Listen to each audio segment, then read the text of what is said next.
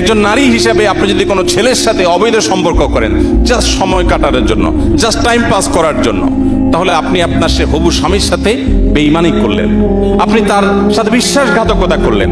গোটা পৃথিবী বলবে আপনার যৌবনকে আপনি এনজয় করেন, আপনি যৌবনের উচ্ছলতায় হারিয়ে যান, আপনি ভোগ করেন। ইসলাম আপনাকে বলবে আপনি কন্ট্রোল করেন, আপনি নিজেকে নিয়ন্ত্রণ করেন, তারুণ্যে যেন কালিমা না লাগে।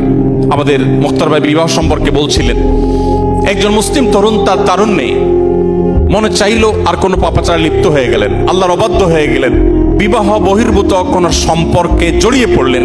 এটি কোনো মুসলিমের সাথে অন্তত যায় না।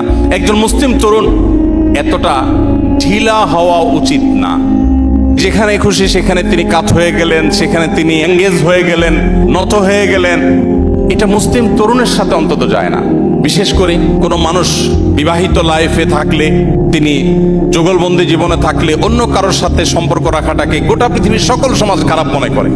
এটাকে মনে করা হয় নীতিহীনতা, যে তুমি একজন স্ত্রী থাকা সত্ত্বেও আরেক নারীর প্রতি কেন আসক্ত, স্বামী থাকা সত্ত্বেও আরেক পুরুষের প্রতি কেন আসক্ত, এটাকে গোটা পৃথিবীর মানুষ দোষের বিষয় মনে করে।